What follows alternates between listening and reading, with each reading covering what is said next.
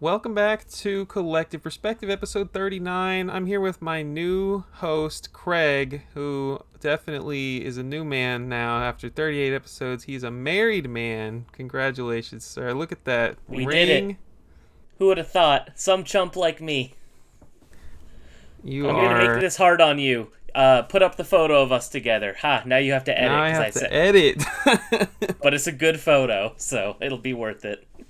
That's definitely worth it. I hope you all enjoy this picture of Craig and I on the screen. Look at those handsome fellas.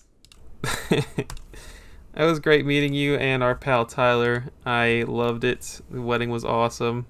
Thank you, thank you. Yes, it was a wonderful time. Very lucky. Very lucky I was able to have the online homies able to make it as well. You guys are very special friends to me, and I know flying out and traveling is no fun, so meant a lot to me that you came. Yeah, a lot of people in my life don't understand like the whole internet friends thing, and it's like I don't know. Once you get into like these nitty gritty hobbies like this, it's like I don't know anybody in my life that collects video games in person, and it's nice to have the internet. It's a great tool, as negative as it can be at times. It can be a great tool to meet people, and um, then you fly out to meet them and go to their wedding. It's pretty crazy. Yeah, who would have thought? All because I messaged you talking about the Sonic Adventure 2 pack on GameCube, which you still don't have, so Oh wow. maybe one day. Probably not. Yeah, not if you don't want to pay an arm and a leg, which it's honestly not worth, so. I went to your freaking game store and found none of your GameCube games. I was ready to drop a lot of money That's on a so Disney funny. basketball. It was gone. That man sold it for $1,000. That sounds about right. Which is, and I remember being like, oh, this sucks when I spent like 160 on it back in the day. 160. People knew it was rare, but people weren't, or they, said it was rare, but they weren't spending a ton of money on it yet, so. Times have changed. Let's talk about a rare game that I am currently sharing on the screen. You guys are like 3 minutes in, wondering what the heck's going on. This is a Sorry. Game Boy Advance game called Ultimate Beach Soccer. We have talked about it many times. I have at least one or two videos about it. So essentially, anytime you see the Dreamcatcher logo on a Game Boy Advance game, you need to stop and break out your wallet and get ready to scoop it up at your local game store. But jokes aside, Ultimate Beach Soccer, is probably up there in the top three rarest Game Boy Advance games, if not the rarest.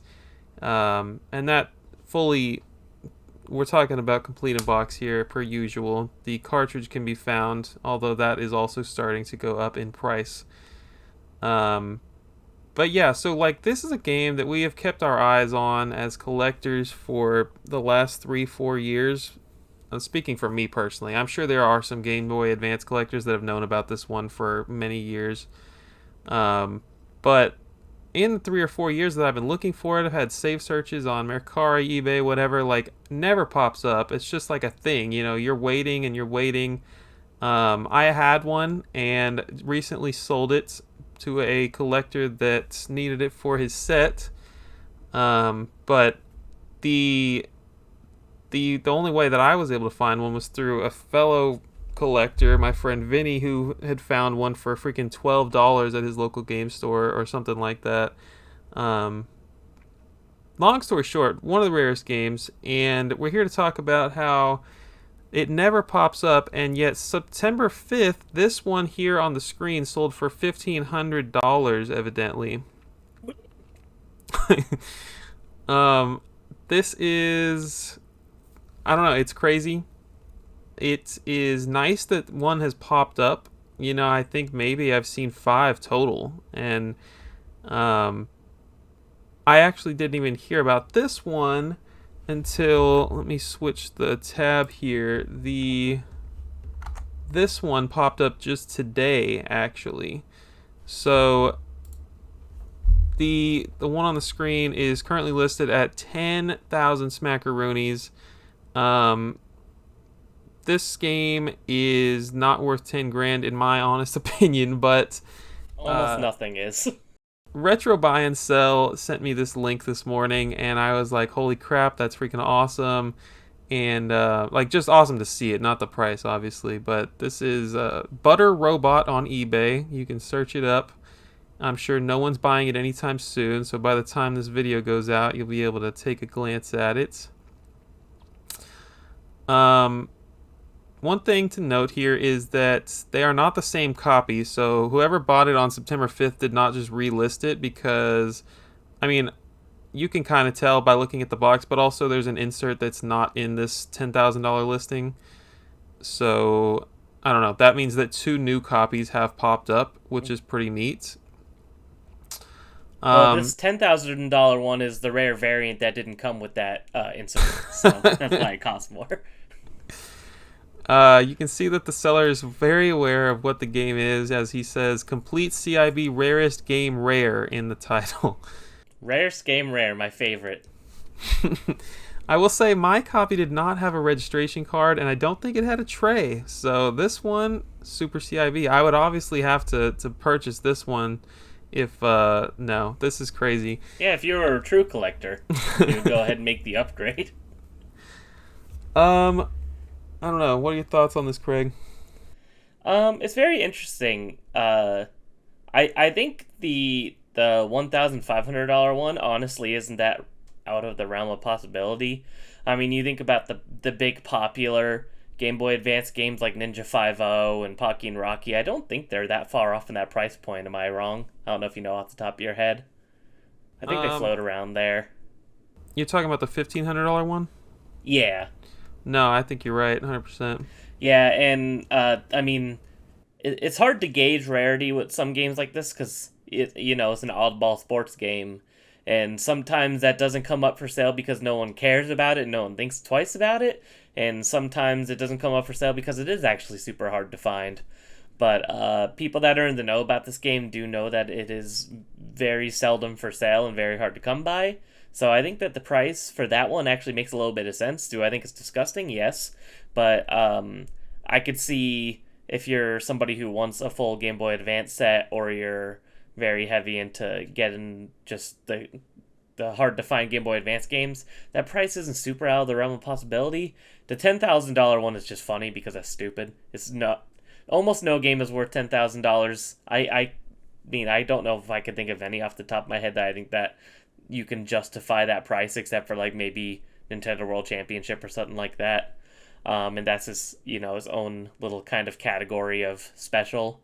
I always wonder though, when eBay sellers do ridiculous things like this, where they have a game for a stupid price that they know nobody's gonna pay for it either, and that it'll just sit there forever. Like, do you think that it's kind of an advertising thing to like get people's attention, and then they just listen for the best offer? Or what do you think is the game plan there? Or do you think that they're actually that delusional? No, I mean, this guy doesn't know. This guy knows for sure he's not going to get 10K for it. Yeah. I think you're right about it sort of being an advertisement. I mean, if you don't have a YouTube channel, if you don't have like followers on social media or something, you can't just go say, hey guys, this game's worth a lot of money. So maybe by posting it at $10,000, you'll get all the crowd that's like searching like what are the rarest games, and they go sort highest to lowest on eBay, and they see this. I think that's a very smart way to kind of, I don't know, barely anybody knows about Ultimate Beach Soccer, and by doing this, you're definitely putting attention towards it. Yeah, I feel like it has to be like we just said, some sort of an advertisement or attention catcher. But I do think it is nice that I like when this happens to hard to find titles. Like a few years ago when the Duo Pack finally went for sale, and then all of a sudden, 3, 4 others popped up. It's kind of nice when the market ticks on a game that seldom goes up for sale, and then all of a sudden there's at least a little bit of a market for the people that have really been wanting it and really been looking at it for a while.